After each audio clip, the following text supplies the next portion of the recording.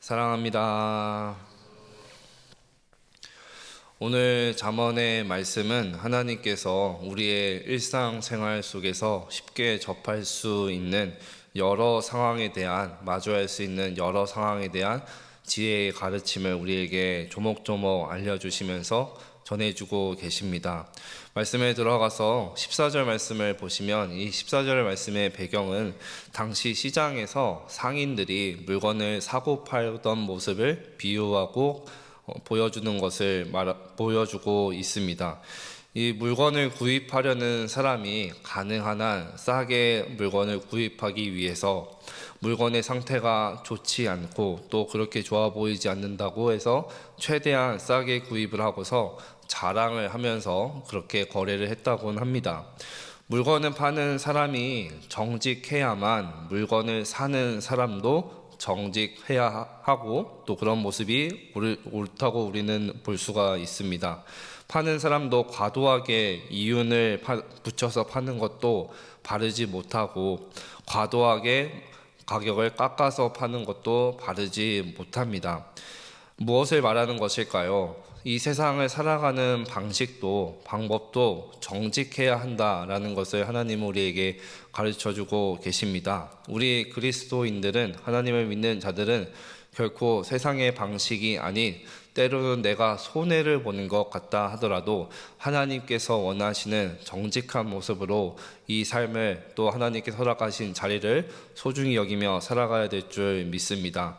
분명히 우리한테 있어서 내가 정직하게 살아갈 때 손해를 본다라고 느낄 때가 종종 있을 것입니다. 하지만 그 손해를 본다 하더라도 정직한 모습이 하나님 앞에서 겸손한 모습이고, 바로 하나님께서 원하시는 모습인 줄 믿습니다.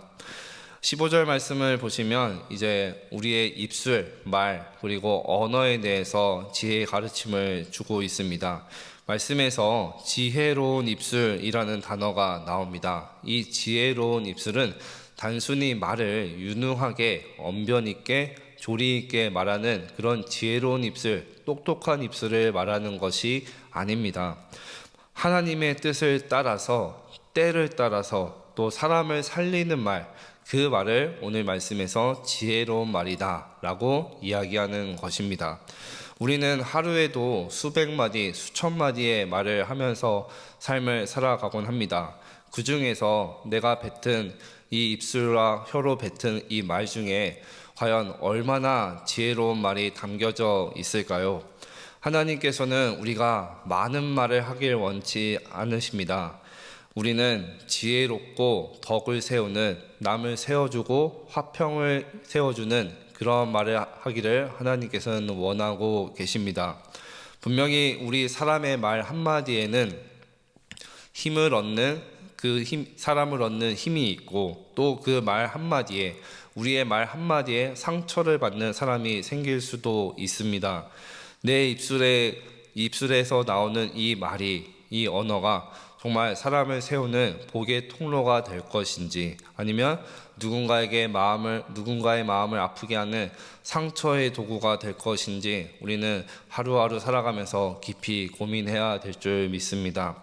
바라옵기는 오늘 하루도 우리의 주어진 자리에서 내 입에서 나오는 수백 마디의 말 한마디가, 수천 마디의 그 말이 정말 사람을 세워주고 사람을 높이고 덕을 세우는 귀한 하나님의 지혜로운 말로 또 뱉으며 또 격려하는 말이 되기를 간절히 소망합니다. 18절 말씀을 보시겠습니다. 18절에 경영이라는 단어가 나옵니다. 이 경영은 단순히 회사에서 어떤 일을 치르고 계획하고 일의 방향을 잡는 그런 뜻을 담는 경영이라는 단어는 아닙니다. 오늘 말씀에서, 그리고 성경에서 말하는 경영은 하나님께서 원하시는 우리의 삶의 모든 계획의 방향과 그 지침을 가리키고 있는 것입니다. 혼자 모든 것을 결정하고 추진하는 것이 아니라, 때로는 믿음의 신실한 조언자의 그 주변인들에게 조언을 구하기도 하고, 무엇보다 하나님의 뜻을 구하면서 하나님께서 원하시는 이 방향이 무엇인지, 내 삶의 방향이 무엇인지 날마다 묻고 또 때로는 기다리며 그렇게 나아가야 한다는 것을 오늘 말씀에서 가르쳐주고 있습니다. 인생의 중요한 결정을 내릴 때 기도하지 않고 또한 성급히 움직이는 것은 많이들 경험하셨겠지만 매우 위험합니다. 때로는 기다릴 줄 알아야 합니다. 충분히 하나님 앞에서 묻고 또한 간구하는 시간도 가지면서 정말로 하나님께서 원하시는 가장 좋은 길로, 선한 길로 조금 더 빠르게 나아갈 수 있도록 우리는 인내하며 나아가야 될 줄 믿습니다. 또한 내 주변에 신실한 믿음의 조언자들의 때로는 조언도 들어야 한다면 경청할 줄도 아는 지혜도 우리에게 필요합니다. 그러면서 이야기하는 것이 19절 말씀을 보시면 다른 사람의 이야기를 함부로 담아서는 안 된다라고 말하고 있습니다. 19절 말씀을 제가 다시 한번 읽겠습니다. 두루 다니며 한담하는 자는 남의 비밀을 누설하나니 입술을 벌린 자를 사귀지 말지니라. 본문 19절 말씀에 보시면 한담이라는 단어가 나옵니다. 간혹 들어보셨을 것입니다. 이 한담의 사전적인 의미는 심심하거나 한가할 때 나누는 이야기 또는 별로 중요하지 않은 이야기라는 뜻을 담고 있습니다.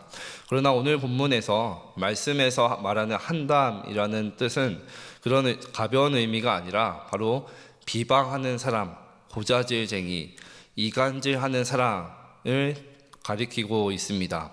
바로 타인의 이야기, 다른 사람의 이야기를 쉽게 떠벌리고 다니고 말하고 다니는 사람과 가까이 하지 마라 라는 뜻입니다. 왜 그럴까요?